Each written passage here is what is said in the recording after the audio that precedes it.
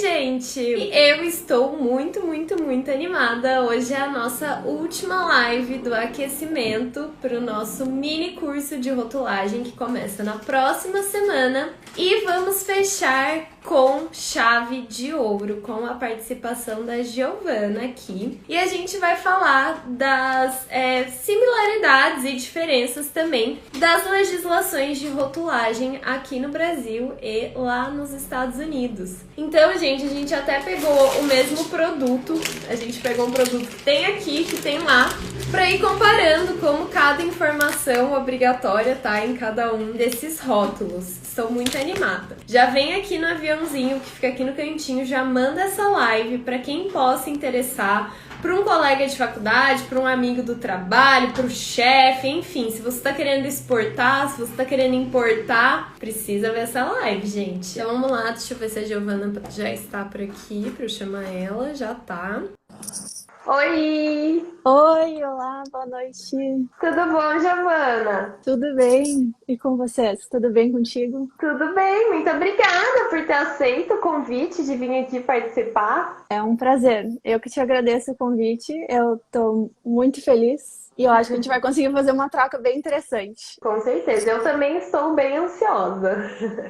Pode se apresentar para o pessoal, caso alguém não te conheça ainda? Então, meu nome é Giovana, eu falo de San Diego, na Califórnia, nos Estados Unidos. Eu sou brasileira, obviamente. Eu advogada no Brasil e recentemente advogada também aqui na Califórnia. E eu faço um mestrado aqui, então, nos Estados Unidos, na área de Food Law, que é essa área que cuida das regulamentações, de toda a regulamentação da indústria alimentícia. Dentre elas, a rotulagem, né, que a gente vai estar falando aqui hoje. Mas, enfim, esse é um pouco sobre minha história, mas eu já me coloco à disposição aqui agora, porque no final eu sei que fica meio correria na live. Já me deixo à disposição para, enfim, para me conectar com quem tiver interesse, enfim, para tomar um café online, eu me coloco à disposição aí. Ótimo, e deixa eu te perguntar uma coisa, você trabalha com as indústrias aí dos Estados Unidos ou você trabalha daí com indústrias aqui do Brasil? Hoje eu trabalho para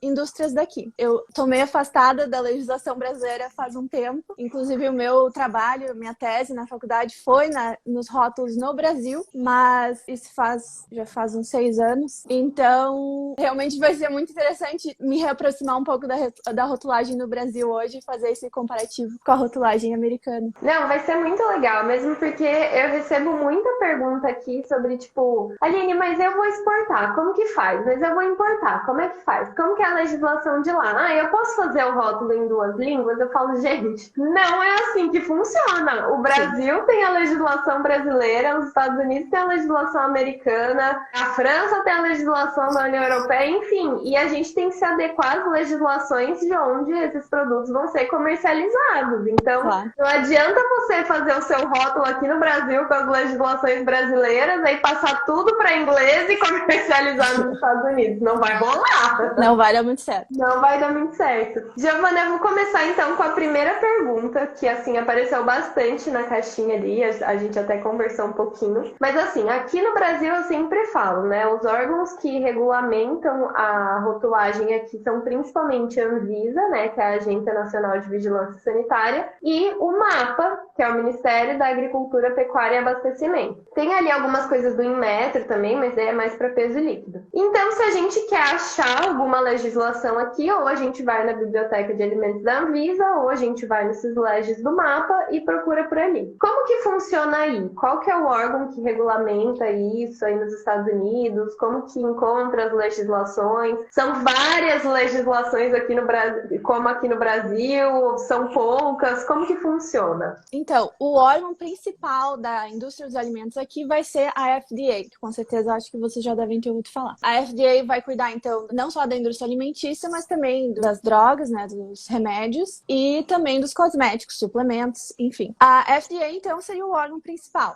Mas a gente tem também a FTC, que cuida do marketing, né, cuidar nas propagandas enganosas do consumidor. E também temos a USDA, que trata de produtos que contêm proteína animal. Um dado muito interessante, que foi uma das coisas que me surpreendeu muito quando eu estudei isso, é que, por exemplo, vamos supor que temos um produto que tenha um pouco de carne, o produto será regulado pela FDA ou pela USDA. Então, existe uma regulamentação que se o produto tiver mais de 2% de carne, vai para a USDA. Se tiver menos, vai para a FDA. Só que qual é a diferença, né? Por que tu vai querer fazer pela FDA ou pela USDA? Na FDA, tu não precisa fazer a aprovação do teu rótulo antes de colocar teu produto no mercado. Agora, o USDA precisa. Então, eu pergunto para vocês, por exemplo, uma pizza de calabresa vai ser pela FDA ou pela USDA? Então, às vezes, o fornecedor vai até tentar colocar um pouco menos de carne para tentar continuar dentro do limite da FDA. Então, esse é um dado interessante. Isso é super interessante, porque essa é uma dúvida que a gente tem muito aqui também, de tipo, quando que é mapa e quando que é Anvisa? E é pelo mesmo motivo. Por quê? Porque a Anvisa é muito mais simples. A Anvisa você não precisa registrar nada, você não precisa registrar o produto, você não precisa... Você faz um comunicado de início de produção, ali tem que ter o seu rótulo, mas não é nada que vai ser corrigido, nem nada, eles só querem a informação. Sim. E o mapa, que é onde ficam os produtos de origem animal também, é muito mais complexo. Os produtos de origem animal normalmente têm RTIQ, né, que é aquela legislação específica para eles, aí precisa registrar no Ministério da Agricultura. Se for CIF, né, se for inspeção federal, precisa registrar em uma plataforma deles, que é o PGA Cif. Então meio que todo mundo foge do mapa também e quer cair na Anvisa. Só que a gente não tem essa definição de tem tanto por cento de carne, tem tanto por cento de produto de origem animal, é mapa, não tem a Anvisa. É bem pelo produto. Então aqui no Brasil, uma pizza de calabresa, não importa quanto tem de calabresa, ela é Anvisa, porque é pizza. E voltando à tua pergunta quanto às regulamentações, eu lembro que no Brasil, quando eu fiz o meu trabalho, eu achei muito difícil achar algumas regulamentações, porque é tudo meio espalhado. Aqui eu achei um pouco mais condensado no mesmo código. Existem 3 códigos principais com todas essas questões, todas essas leis. Mas um grande problema aqui dos Estados Unidos é que os estados têm muita habilidade de fazer as suas próprias leis. Então, o que acontece? Às vezes vai ter uma lei federal muito clara, mas cada estado vai criar uma lei diferente. E eles podem fazer isso. Então, quando tu vai comercializar o teu produto, tu tem a possibilidade de que teu produto seja comercializado em algum outro estado, tem que revisar as normas daquele estado. Então, isso complica muito aqui também. E tem algumas coisas que são proibidas, alguns ingredientes são proibidos. Então, muda bastante, a gente vê bastante diferença na prática. E aqui a gente é bem pouco que tem de diferença, assim, de estados, ainda mais nessa questão de rotulagem mesmo, mas aqui, pelo menos, a legislação federal é soberana. Então, tipo assim, se a federal diz uma coisa, é ela que vale. Se a do seu estado tá brigando com a federal, a que vale é a federal, entendeu? Então, sim, tem essas questões assim, mas é interessante saber disso, né? Porque realmente é uma coisa que a gente escuta muito sobre os Estados Unidos de forma geral, que é Estados Unidos só no nome, porque cada estado faz o que bem entende, né? Tem uma coisa que é proibida aqui, permitida ali, aí... É difícil, realmente. Mas você falou então que, focando assim em rotulagem, tem, sei lá, poucas legislações federais e aí os estados que fazem ali as legislações deles. É mais ou menos isso? O guia da FDA é bem completo e muito, muito fácil de compreender. Alguém que não é formado na área pode facilmente fazer o seu rótulo. Eles fazem de uma forma muito didática. Então, realmente, eu aplaudo bastante a forma como a FDA mostra suas regulamentações. Eu não tive dificuldade em achar leis, enfim. E no Brasil eu já senti um pouco mais de dificuldade. Não sei se mudou, eu sei que a indústria, o interesse, né, em algumas dessas regulamentações tem mudado mais nos últimos anos, mas não sei se também mudou alguma coisa. Aqui assim, mais ou menos, tem mudado. Então, por exemplo, a nova legislação nutricional, que é bem falada aqui.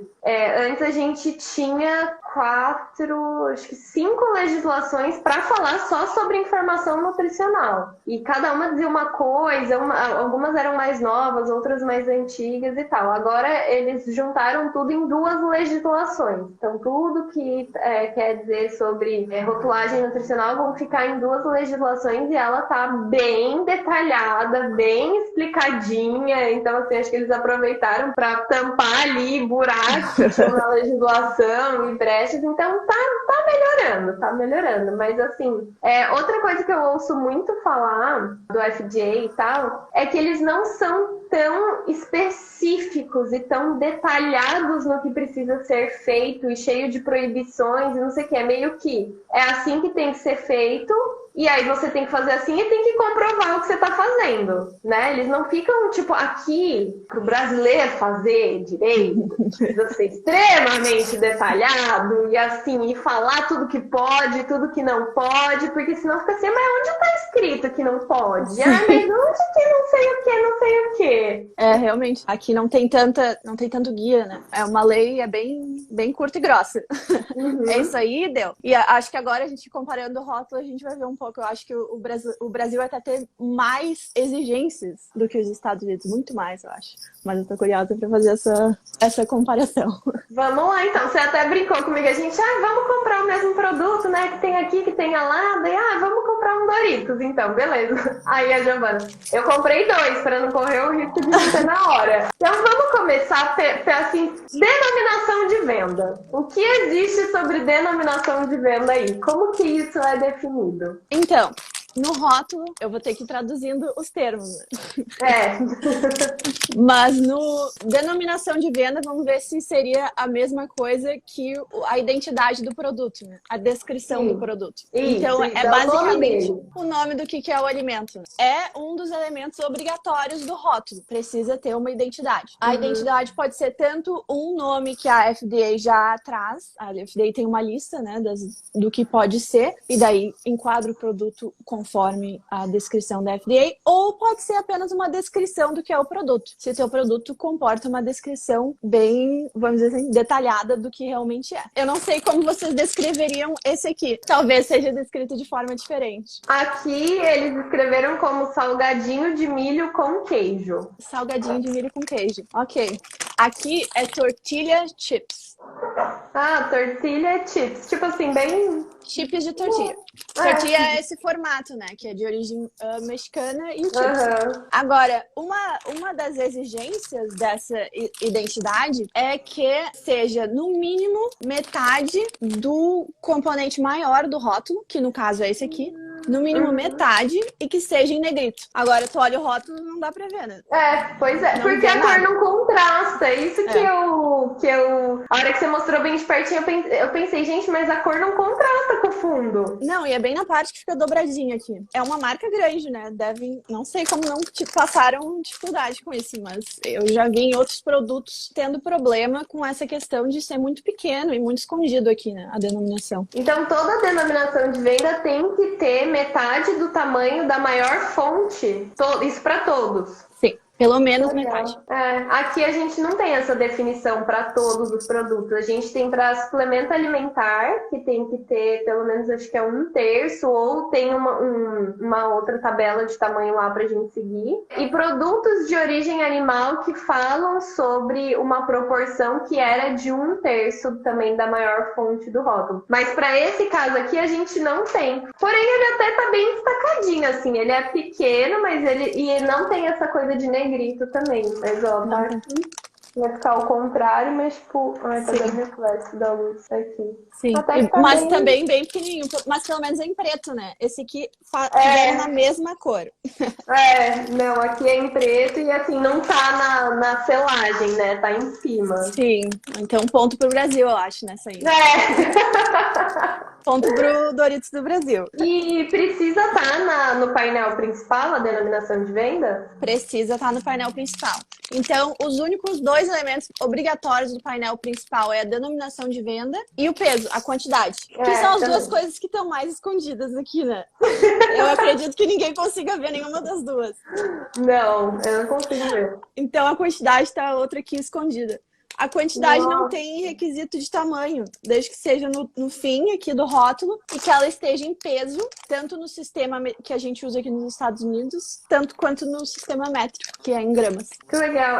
Aqui a gente tem definição de tamanho para conteúdo líquido, é definido na portaria 157 do Inmetro, então vai ser de acordo com o peso líquido mesmo. Então, menor de 50 gramas, tal coisa, entre 50 e 100, outra tal coisa. Então, a gente tem essa definição. Não precisa necessariamente estar escrito nada antes, tipo peso líquido, peso, nada disso. Mas, se a gente quiser usar, tem as expressões permitidas certinhos também lá na 157. E só tem também tamanho. E precisa ficar no painel principal, não tem uma especificação de onde exatamente, mas tem que estar no painel principal. Então, acho que é outro ponto pro Brasil, porque também tá bem visível aqui, Sim. ó. Em cima da denominação de venda. Ponto pro Brasil. E eu vejo, eu tô vendo também aquele T ali. Que Do transgênico, Aí não precisa rotular transgênico, tipo, de jeito nenhum, assim? Não.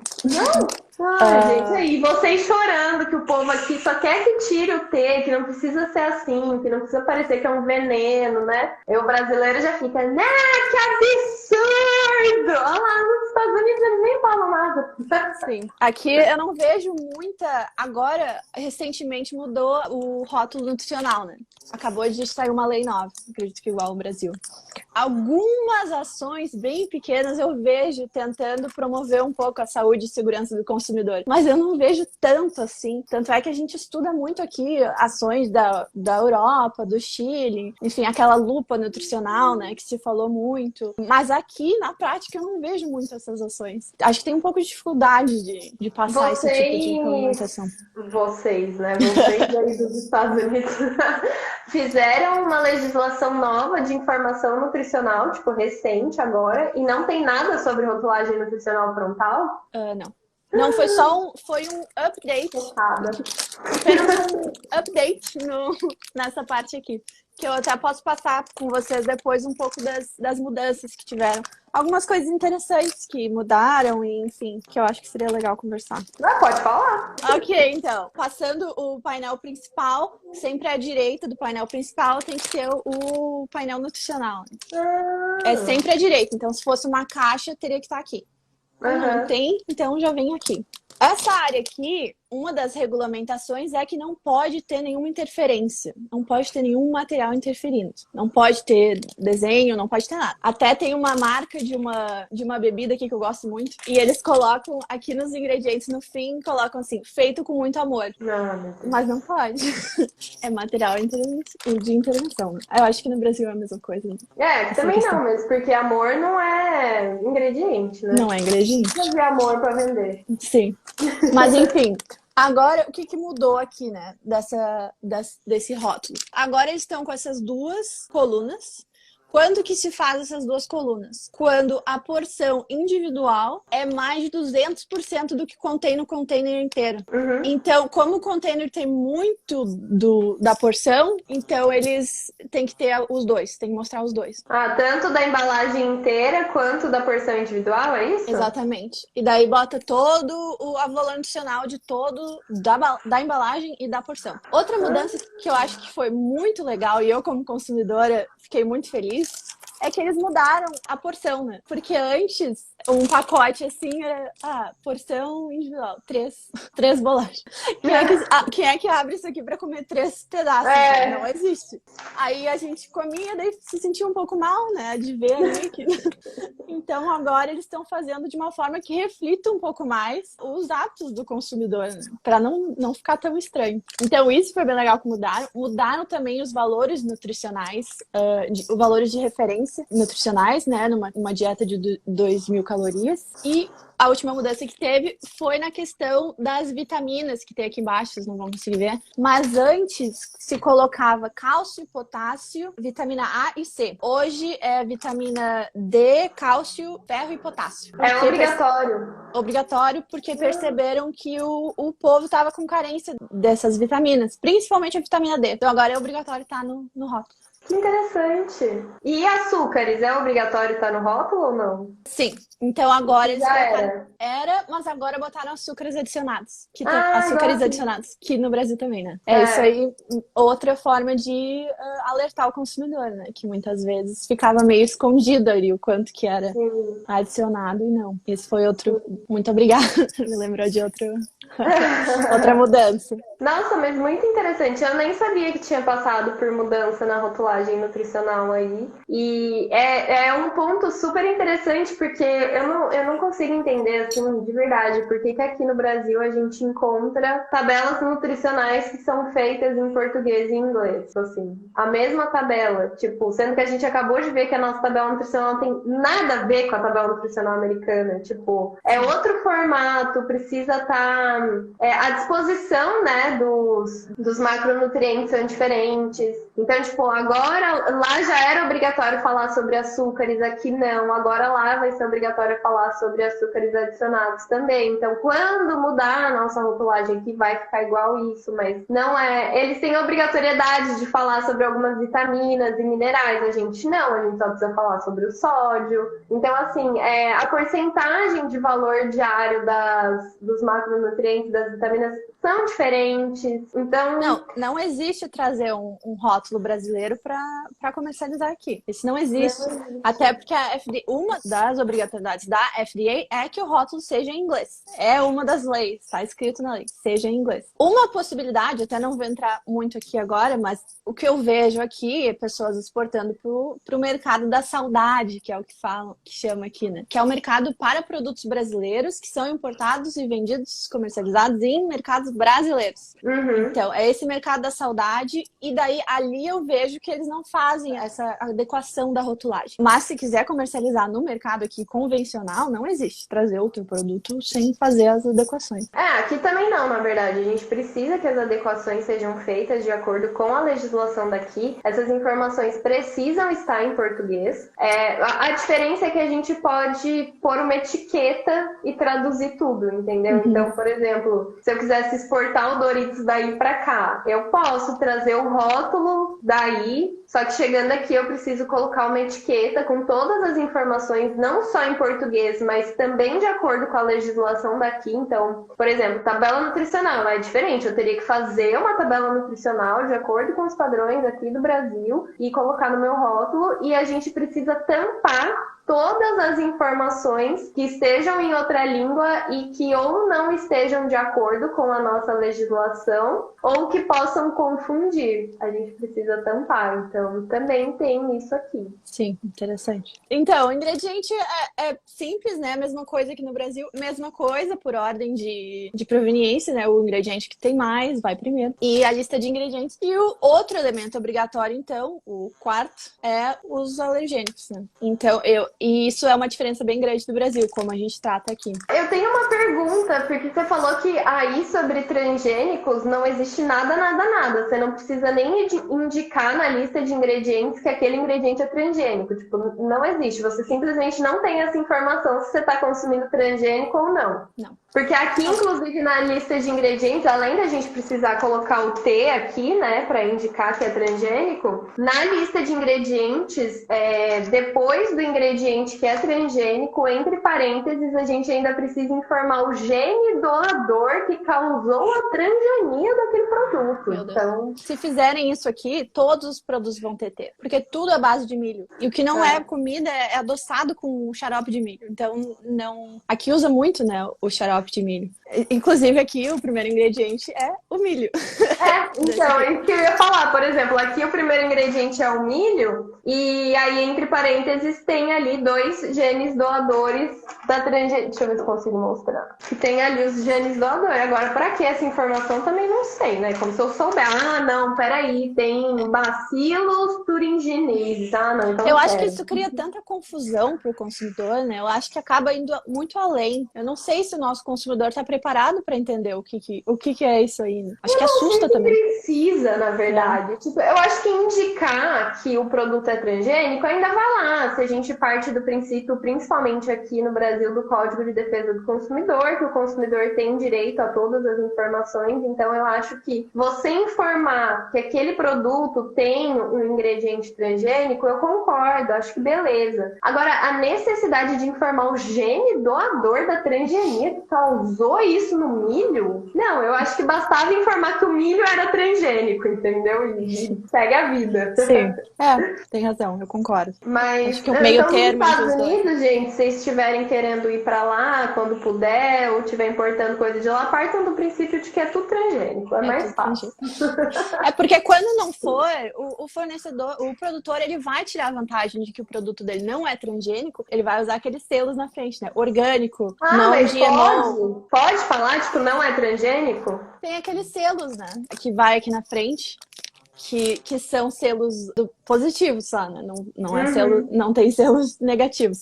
Mas aí existem até piadas mostrando, né, que às vezes os selos vão e dão a volta no produto inteiro, porque é vegano, não transgênico, orgânico, low carb, e daí vai indo. E daí dá a volta no produto inteiro de tanto selo que já existe hoje em dia. Aqui a gente só pode falar que não é transgênico se tiver um similar transgênico. Então, tipo, se eu fizer um salgadinho de milho com um milho não transgênico, aí eu posso falar que ele não é transgênico. Mas se eu fizer, tipo, sei lá, um negócio à base de ervilha, não tem ervilha transgênica. Então eu não posso falar que não é transgênico. Porque, obviamente, nenhuma ervilha é transgênica, entendeu? Aqui também, mas o pessoal usa o selo, erroneamente. Tá, entendi. Porque eles usam muito o selo junto com um alimento orgânico. E daí confunde, enfim, é usado erroneamente. Mas vê alimentos que não existem, o transgênico, né? Aqui nos Estados Unidos existem só 10 alimentos transgênicos, 10 tipos de alimentos que existem na forma transgênica. Então, muitas vezes alguém bota, sei lá, uma uva, nem sei uva não transgênica. Uva não transgênica, ok, mas não existe uva transgênica. Aqui acontece também.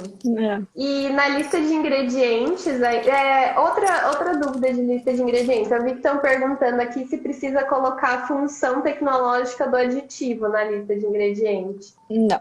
Não? Você pode, por exemplo, aqui a gente tem glutamato monossódico, aí tá escrito realçador de sabor, glutamato monossódico, inosinato diossódico e guanilato diossódico. Aí aromatizantes, aí de novo, acidulante, ácido cítrico, corante, caramelo 4 e amarelo crepúsculo e antiumectante, dióxido de silício. Então a gente sempre precisa colocar a função tecnológica e depois o aditivo. Aí não, só mete os aditivos tudo e aqui tem todos os aditivos que tu falou na lista, mas não há a função. Há uma regulamentação diferente para corantes artificiais, né? Se o corante artificial a FDA regula e permite apenas uma lista de corantes artificiais, que é o blue, aqueles números blue, yellow, enfim. Se tá naquela lista, aí pode colocar artificial color, e daí entre parênteses coloca qual é o corante. Aí sim, precisa. Mas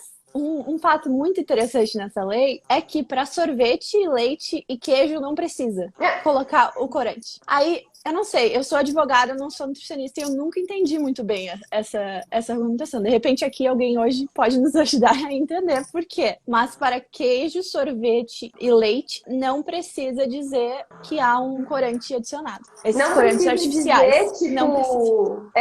assim.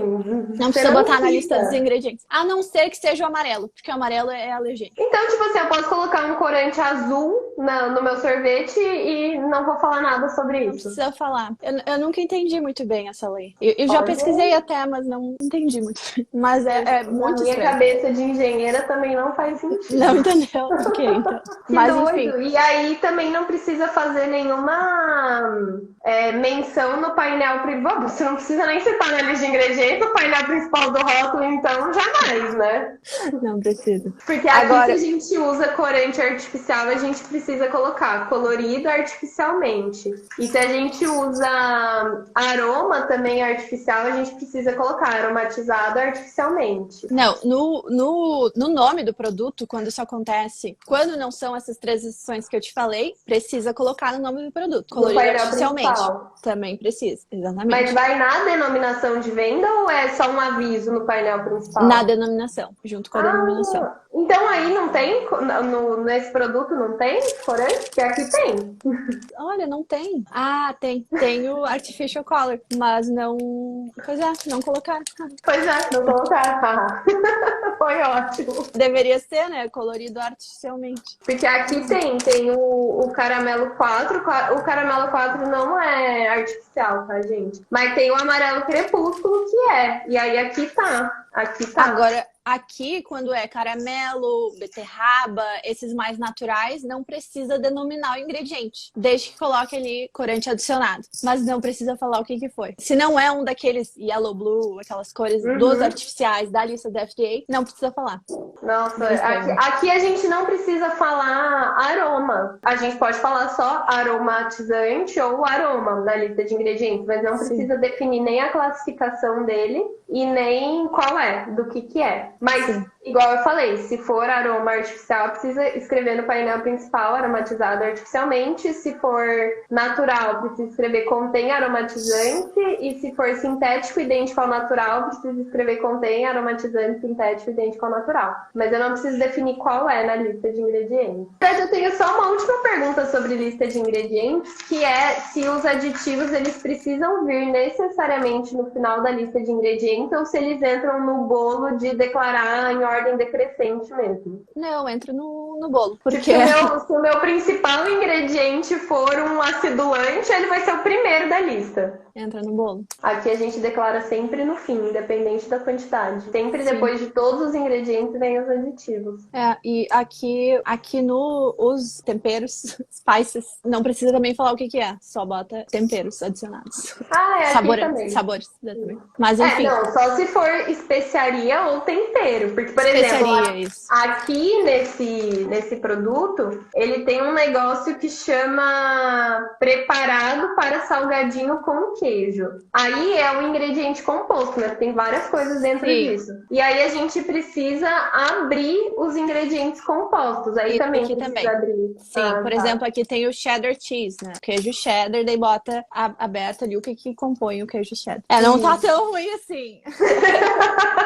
Ai, meu Deus, acho que de lista de ingredientes era isso que eu tinha. Mas é engraçado. Olha o que é engraçado, porque aí ele abriu o queijo cheddar. Aqui não abre o queijo cheddar. Não, o queijo cheddar é um ingrediente naturalmente ocorrido, vem direto da vaca. Não! É porque ele é um ingrediente composto que tem RTIQ, regulamento técnico, e tá presente em quantidade menor do que 25%, então não precisa abrir. Não precisa. Tá dentro do bolo do preparado para salgadinho. Daí os queijos estão ali dentro. Eu vou colocar os alergênicos dentro da lista de ingredientes, porque aqui tu tem duas opções para declarar. Ou tu pode colocar, eu não sei, não lembro se no Brasil do mesmo jeito, mas ou tu declara, por exemplo, assim, queijo. E daí, quando na tua lista de ingredientes tu declara o queijo, aí tu bota entre parênteses leite. O leite tá na lista, né, de alergênicos. Ou tu coloca assim, ou no final, em negrito, né, embaixo da lista, contém leite, contém glúten puro. Mas não tem nenhuma isso eu lembro que foi uma coisa que, aliás, saudades, a última viagem que eu fiz foi para os Estados Unidos. E aí eu lembro que a gente ia, tipo, Walmart, não sei o quê, e eu ficava, tipo, a louca do rótulo, né? Todo mundo comprando as coisas e eu olhando o rótulo. O rótulo. Meu Deus! E isso foi uma coisa muito que eu reparei dos alergênicos, porque, tipo assim, não tem nenhuma indicação que aquilo ali é um alergênico. São só, tipo, palavras jogadas no final da lista de ingredientes em negrito. Não é? Tipo assim, milk, soy. Contém. Quando é legal, né? Porque quando a empresa é legal o suficiente. Porque quando não tá afim, não coloca nem no final. Já coloca ali na lista mesmo. Só coloca entre parênteses no meio ali, jogado no bolo. No meio do bolo também. Não, aqui a gente não tem essa opção de colocar no meio da lista de ingredientes, tipo, aleatório. Por acaso isso aqui é um alergênico, tá? Não, imagina, a pessoa com alergia tem que ficar olhando com uma lupa na lista dos ingredientes tentando achar, né? Um absurdo isso. Exatamente. Aqui não, aqui sempre precisa estar no final da lista de ingredientes, logo após, assim, tipo, terminou a lista de ingredientes, já começa. Sempre tem que escrever alérgico, 2 pontos, contém. Então, tipo, isso sempre vai ter. Aí a gente coloca ou o nome do alimento mesmo, tipo, quase que eu falei milk. Leite, pode ser, internacional. Leite, soja, ovo, enfim, peixe, os alergênicos de declaração obrigatória ali da lista. E se for algum derivado, por exemplo, se eu tiver queijo aqui, como é o caso, eu não vou declarar leite, eu vou declarar derivado de leite. E a gente ainda indica contaminação cruzada. Aí não, né? É opcional. É opcional? Então aqui é obrigatório. E aí a gente vai declarar. Então, sempre que a gente falar contém, é porque é intencional intencional, presença intencional. E para declaração de contaminação cruzada, aí a gente fala, pode conter tal, tal, tal. Só que daí não pode conter, a gente não vai falar derivado, a gente vai falar o nome mesmo dos alimentos ali. Entendi. Então aqui, por exemplo, ficou, alérgicos contém derivados de soja e de leite, pode conter trigo. E aí Olha, tá só tipo soja, leite? Aqui tá escrito contém leite, não tem soja. Ah, não tem soja? Não, que engraçado. Não tem soja. Eu acho que o milho para os Estados Unidos é a soja para o Brasil, né? Pode ser. De ingredientes. Mas aqui tem só contém, no negrito aqui. Eu sei que não dá pra ler, mas tem aqui essa parte em negrito. Contém leite, ingredientes de leite. O que não precisaria. Pode ser só leite. E tem alguma especificação de, tipo, precisa estar logo após a lista de ingredientes? Negrito, caixa alta? Ou logo após, não precisa ser negrito, dentro. mas ou logo após, ou no meio ali no bolo, né? Entre parênteses, depois de cada Não precisa ser ingrediente. negrito, nem caixa alta, nada disso. Agora, uma vantagem daqui, né? Que Olha, já tá uns 10-0 pro Brasil, viu? Não, mas uma lei nova que eu vou ter que me exibir daqui, né? Que agora o gergelim foi colocado na lista de... Foi! E você sabe que, aleatoriamente, eu não sei como isso aconteceu, mas as pessoas começaram a achar que isso tinha acontecido no Brasil. Falei, gente, por que vocês estão viajando? Não, tanto que eu fiz um story no dia, eu falei, gente, isso aqui é um negócio da FDA, tipo assim, é Estados Unidos, tem nada a ver com o Brasil. Sim, o gergelim foi considerado alergênico lá nos Estados Unidos, tipo assim, aqui não. Ainda não. É uma luta de muitos anos, né, no Brasil também, mas ainda não. Eu te juro que eu não sei se é uma luta de muitos anos colocar o gergelim na lista, eu não sei. Porque aqui, na verdade, a gente pode declarar outros alergênicos que não sejam obrigatórios, né? Então, assim, eu tenho uma empresa que eu sempre falo, que é a Yoki, que eles sempre declaram girassol como alergênico quando tem, ou quando pode ter contaminação cruzada. Eu vejo empresas que declaram gergelim como alergênico, mas assim, é opcional, não é obrigatório. Os obrigatórios são os da lista da RDC 26 mesmo. Obrigatórios, a gente tem 8, agora 9, né, com o gergelim. Mas tem subcategorias, né? Porque eles colocam nuts que vem de árvores como uma categoria, mas se abrir aquela categoria tem uns 15 outros alergênicos ali, né? Tem o coco, enfim, todos esses oleaginosos. Oleaginosos. Mas enfim, acho que é isso, né, dos alergênicos. E vocês precisam falar sobre contém lactose e contém glúten como obrigatoriedade? Não, tá. Nenhum dos dois. Não, tá no ingrediente ali, né? Fala. Tipo, Fez você menção precisa entender que se tem leite tem lactose, se tem, sei lá, trigo tem glúten. Sim. Volta também para aqueles selos, né, que se usa muito. O Doritos não é um produto muito saudável, então a gente não consegue ver tanto aqui, né? Mas se eu tivesse pegado aqueles produtos mais verdes, né, mais nutritivos, ia estar cheio de label aqui, cheio de selinho. Quando eu fui aí, eu tirei uma foto era um chá, e ele era orgânico, e ele realmente tinha um monte de tudo que ele pôde falar sobre ele, tava num selo lá. E como é essa questão de selo aí, pode usar? Sim, na verdade são empresas que criam, né, esses selos, e desde que estejam enquadrados no que a empresa requer, pode usar. Agora, algumas empresas fazem todo um estudo, né, uma pesquisa. Existe uma empresa aqui, que eu até fui voluntária um pouco, elas testam o alimento para metais tóxicos. Não sei se vocês ouviram falar dessa polêmica que está ocorrendo agora com as fórmulas infantis e metais pesados nas fórmulas. Enfim, a Nestlé foi processada por milhões porque acharam metais pesados nas fórmulas dos bebês, enfim. E foi essa empresa que começou a testar.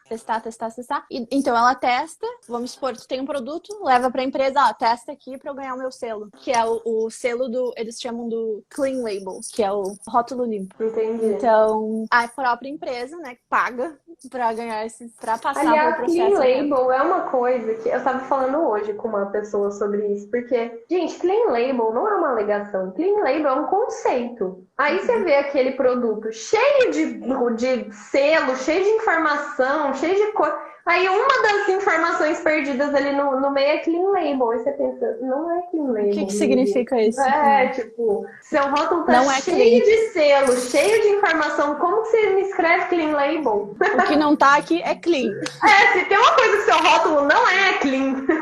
Eu ia falar que aqui no Brasil a gente também pode usar esses selos. Então a gente tem aqui sempre confundo, acho que é SVB, que é a Sociedade SBV, Sociedade Brasileira Vegana, ou Sociedade Vegana Brasileira, sim. que eles dão um selo. Aí tem também a Associação Brasileira Low Carb, que eles dão um selo. Então, tipo assim, e eu já questionei isso pra Anvisa. Eu falei, e aí, de qual que é do uso desses selos aqui? Porque, por exemplo, a gente não pode fazer a alegação de low carb, que seria uma informação nutricional complementar de baixo em carboidrato, que não existe. Só que, tipo, você não pode fazer a alegação de low carb, mas você pode pôr um selo da Associação Brasileira Low Carb, entendeu? Assim. Desde que esses selos também não induzam o consumidor ao erro ou ao engano. Tudo mais. Outro fator aqui que eu queria falar antes da gente terminar, que é muito polêmico e que eu acho que assim, é um absurdo, é a questão das datas de validade. Né? Que aqui nos Estados Unidos não existe uma lei federal que torne obrigatório a presença de uma data de validade no alimento. Não é lei. Não é um elemento obrigatório. Entendi. Então, as pessoas fazem...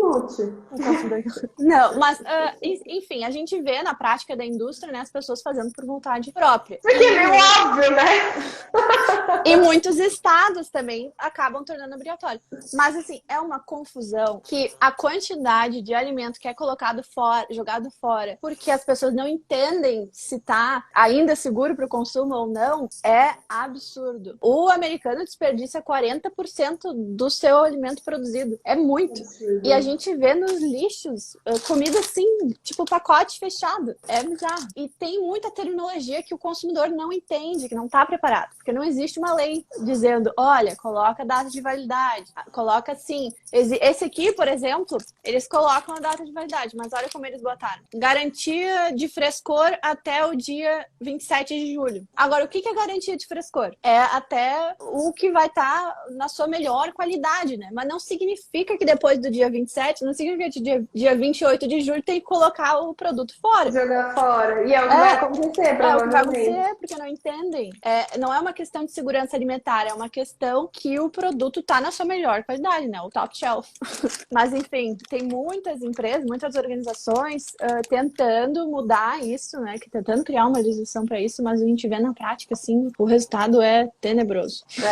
Meio absurdo mesmo. Fiquei chocada com essa informação. Essa aí eu não tava esperando, não. É muito estranho. Tipo, olha esse aqui. Eles botaram a data e botaram um número aqui, botaram até um horário que não dá nem pra entender. Eu estudo rótulo e eu não tenho noção do que eles estão falando aqui. Imagina o consumidor leigo, né? Exatamente. E o lote precisa? É obrigatório ou não? Não precisa botar isso aqui. O barcode, eles botam os barcodes. Não, lote. Lote é tipo sim, um código que identifique a produção, tipo... Não precisa, mas eles também é prática da indústria. Que bom, né? Se der uma merda, quando faz recall? Não Vamos fazer recall de Doritos. Qual Doritos? Sei lá, devolve todos aí que deu alguma merda, a gente não sabe onde foi. Eu acho que por ser uma coisa tão absurda não ter, né? Eu acho que a própria empresa já faz. Mas de elemento obrigatório a gente tem 5, que é o nome do produto, a descrição do nome, o peso, a informação nutricional, alergênico e o endereço e nome do produtor. Tem que ter. Tem que dizer aqui o telefone, tudo para contato. Tirando isso, um abraço. É uma doideira. Algo que tem, uma prática que tem acontecido muito aqui, eu não sei se no Brasil, acho que no Brasil também já estão fazendo, é a questão dos rótulos digitais. Que coloca um QR Code e daí acessa o site com mais informações. Só que já existem casos de pessoas que não entendiam que aquele site também seria considerado a rotulagem, também seria considerado um rótulo. Então, aquele site também tem que estar dentro das normas da FDA. E muitas empresas estavam respondendo processos porque aquele site, elas não entendiam que aquele site também fazia parte do rótulo. Sim. Por ser separado do rótulo, né? Aqui as pessoas fingem que não entendem que ações de marketing, site, Instagram precisam cumprir as mesmas legislações que os rótulos. Sim, existe bastante empresa perdendo bastante dinheiro em processo por essas questões. Como que funciona a fiscalização aí? É bem acirrado, assim? Eles pegam mesmo? Ou é tipo aqui no Brasil que meio que... Olha, aqui, e um dos motivos que eu sou advogada nessa área aqui, eu não vejo tanto. A FDA, ela vai te mandar uma carta se o teu produto estiver muito errado. Se for um erro, assim, pequeno, eles não vão fazer nada. A FDA vai mandar uma carta, uma advertência, uma multa. Se for algo muito sério, vão mandar um recall. Mas o que acontece aqui são os competidores. Existem leis regulando toda essa questão de informação falsa na indústria entre competidores. Então, o competidor tem direito de entrar com um processo contra o competidor dele. Então, o que tem de caso, e é muito bom, porque como consumidor a gente se sente seguro, né? A gente sabe que se alguma empresa fizer alguma coisa errada, vão estar em cima. Principalmente se a empresa é grande. Mas você sabe que é engraçado? Porque aqui também, né? Eu sempre falo, as empresas aqui são fiscalizadas pela Vigilância Sanitária, pelo MAPA, se for o caso, pelo PROCON, pelo Proteste, esses órgãos de defesa do consumidor que são bem atuantes aqui, pelos próprios consumidores, porque, tipo, eu não só trabalho, eu também sou consumidora, então eu posso fazer denúncias, qualquer um pode fazer denúncias, e os concorrentes também. Só que o que a gente vê aqui? Não é o concorrente falando, olha, ele tá errado. É tipo, tá fazendo errado, vou fazer também. Ele meio que se dão as mãos, entendeu? Aí o que acontece? Se a gente fabrica o mesmo produto e aí a gente tá aqui, vamos fazer errado as duas, que bom. E aí eu sofro alguma fiscalização da vigilância sanitária, ou do PROCON, ou denúncia de consumidor. E aí eu me ferro, aí eu falo, é? Aí eu vou lá e denuncio todo mundo. Ai, não acredito. É assim.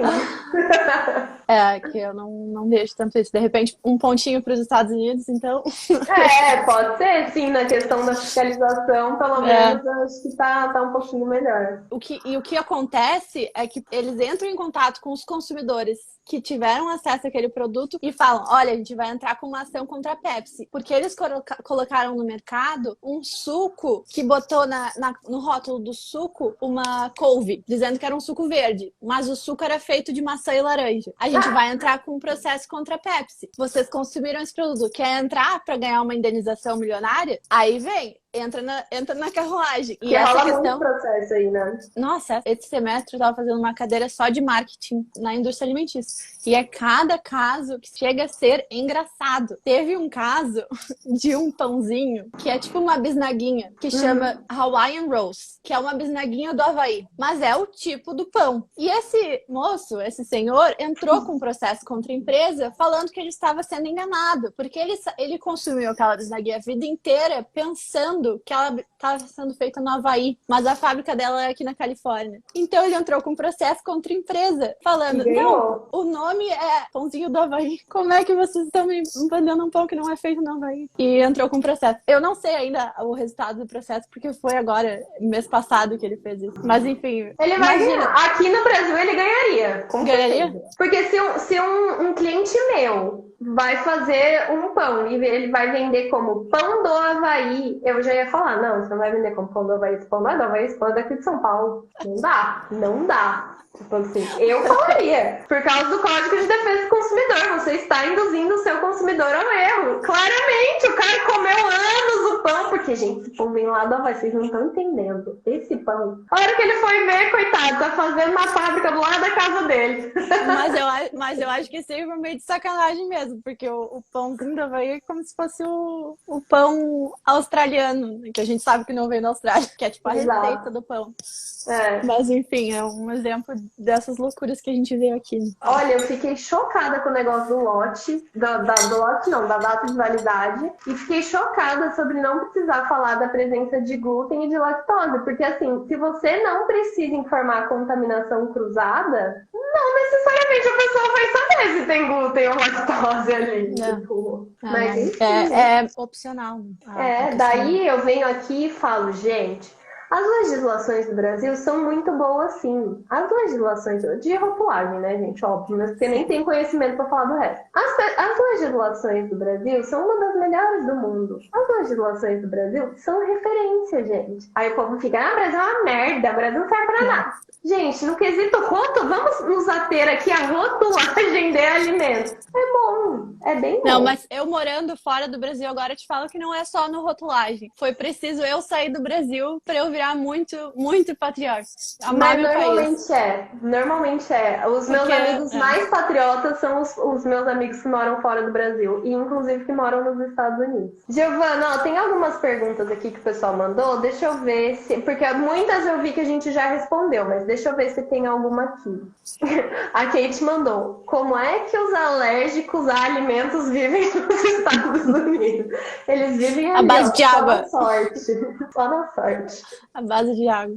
Mas eu vejo muita prática na indústria de ser legal. Algumas indústrias, talvez não indústrias grandes quanto o Doritos, né? Mas eu vejo muita gente fazendo práticas e indo muito além do que precisava ser. Declarando muito além. Por exemplo, eu comprei um leite de coco e o leite de coco é só leite de coco, né? Mas mesmo assim eles declararam ali, contém coco. Não precisaria. Eu acho que não precisaria quando o ingrediente é tão óbvio, né? Quando tu compra o ingrediente. Mas você sabe que precisa, né? Que na caixa de ovo contém ovo. No litro de leite contém leite. Eu tava esperando que tivesse Não tava esperando que tivesse coco no meu leite de coco. Mas, igual aqui, a Fernanda falou, as legislações brasileiras são boas, mas a aplicação é sofrível. Então, Fernanda, eu tinha essa impressão também, mas agora, pelo que eu vi que a Giovana mostrou, de uma super empresa multinacional que tá cheia de erro também. Então, assim, as aplicações são sofríveis. E olha que bem no comecinho ela falou que o guia do FDA é super fácil de entender, que qualquer leigo consegue ler, então assim... Eu acho que nesse caso, quando a empresa é maior, assim, existe um pouquinho de jogo de interesse também, né? Também. Já tá há muito tempo no mercado. Mas eu fiquei pensando, assim, que tipo, nos rótulos de empresas pequenas daí, como são? Se eles são, tipo, piores ou melhores do que de empresas grandes, entendeu? Olha, eu vejo erros, mas eu compro muito, eu tento manter uma dieta bem saudável, assim. Por exemplo, eu nunca compro um Doritos. Eu também não, na verdade. Mas os produtos que eu compro, eu não sei se é por ter essa ideia mais de sustentabilidade e toda essa ideia, né? É todo um lifestyle. Então, eles são muito bem rotulados. Informações boas. Mas, assim, a gente vê empresas, principalmente nessa questão, né, do marketing, da rotulagem, enfim, comerciais, em sites, Instagram, a gente vê empresas grandes fazendo umas coisas erradas que eu penso assim, me contrata então, deixa eu fazer pra ti, eu não teria feito esse erro. Sim, é complicado. Mas é o que você falou, é porque assim, né, sempre quando vem de empresa grande a gente pensa, ok, tem todo um jogo de interesse e estratégias de marketing por trás. Pode ter, né? Pode ter, não necessariamente tem, mas pode ter todo um jogo de interesse e estratégias de marketing. E quando vem de empresas muito pequenas, você pensa, cara, desconhece, não sabe nem o que é FDA, precisa olhar, nem nada. Então sempre tem um motivo pro erro estar acontecendo. Tem uma justificativa. Tem uma pergunta aqui da Luz, se precisa colocar a expressão net weight nas embalagens ou é opcional? Precisa, é um dos elementos obrigatórios no display principal, no painel principal. A expressão precisa, tá? Antes da quantidade. Obrigatoriamente. Net weight. Aqui eles fizeram... Abreviadinho. A quantidade precisa. Aqui a gente não precisa colocar a expressão, só a quantidade. A expressão é opcional. O que o pessoal prefere? Será o sistema americano ou brasileiro? Gente, manda aí no chat. O que vocês preferem? As legislações americanas, como funciona lá, ou as legislações brasileiras e como funciona aqui? Porque também, gente, rotulagem é uma coisa que a gente pode fazer online. Então, assim, se de repente você gostou de como funciona nos Estados Unidos, já começa a estudar, já atende online, já começa a entrar em contato. Você acha que vai precisar ter um pouco de inglês, né? Mas nem que você fala inglês, já começa a tentar trabalhar lá. Mas a parte de números, de repente, né? A parte parte de número é universal. Os cálculos, a matemática, que eu sou terrível também. Ai, meu Deus. O pessoal tá pedindo para que eu disponibilize a legislação americana. Eu ficarei muito feliz em compartilhar, mas me chamem, se puder me chamar depois no meu Instagram, eu mando para você sem problema nenhum. Eu tenho um material bem legal, bem resumido assim, e com desenhos, então de repente não precisa entender tanto a língua, que é bem interessante. Eu quero também, inclusive. Essa pergunta também aparece muito aqui para mim e não seria diferente para você. Então, aí nos Estados Unidos, existe alguma profissão específica para fazer rótulo ou qualquer um que tenha o conhecimento pode fazer? Olha, eu já vi tu conversando sobre isso no Brasil em uma outra live. Toda live eu falo sobre isso. É uma pergunta bem frequente, né? E, pra ser bem sincera, eu não sei quanto à legislação dos órgãos da profissão, né? Mas o que eu vejo as pessoas trabalhando aqui são nutricionistas, mas dentro das empresas eles criam uns tipos de nomenclatura diferente para essas posições que trabalham com os rótulos. Enfim, eles falam label specialist, né? Especialista em label. E essas pessoas têm informações diversas. Os Estados Unidos, a gente vê, a maioria das pessoas não trabalha na sua área de formação. Ah, é? A maioria. Então, a gente vê também eu vejo mais advogados que no Brasil, tendo interesse nisso, né? No Brasil eu vejo pouquíssimos, agora tá vendo mais. E aqui eu já vejo bem mais, até por essa questão de processo, enfim, bastante. E nutricionistas, engenheiros, enfim, eu vejo um grande diferencial de profissões. Eu não sei da regulamentação, né? Se alguém não estaria autorizado a trabalhar com isso. Isso não tenho certeza para dizer para vocês, mas eu vejo diferentes profissões trabalhando com isso. Ah, legal. Deve ser igual aqui mesmo. Você precisa saber da sua profissão se pode fazer isso, né? Eu vi que o pessoal tava falando que prefere trabalhar com o Brasil, viu? Acho que o Brasil é o vencedor dessa. Olha, a Ana falou que não tem regulamentação que regula a profissão para quem trabalha com rótulo. Acredito que ela esteja falando aqui dos Estados Unidos. Eu acho que a gente respondeu todas as perguntas que apareceram aqui. A gente passou por tudo. É lógico, é o que eu tava falando com a Giovana antes de começar. Que assim, gente, na verdade, assunto Nossa, tem de muita monte. coisa. A gente poderia começar a falar agora especificadamente de cada coisa e discutir como que é aqui, como que é lá, quais são os impactos nos consumidores, nos profissionais, na empresa, no mercado. Então, assim, Giovana, acho que é isso. Te agradeço imensamente, com certeza. Espero que, né, na verdade, você tenha gostado e que não seja a última vez que você apareça por aqui, porque eu amei, assim, amei de verdade. Eu tinha muito pouco conhecimento nas legislações americanas, em como funcionava, eu sabia mais ali, mais ou menos sobre alergênicos, lista de ingredientes, tabela nutricional, enfim, mas eu amei muito, muito mesmo. Muito obrigada. Eu também gostei muito.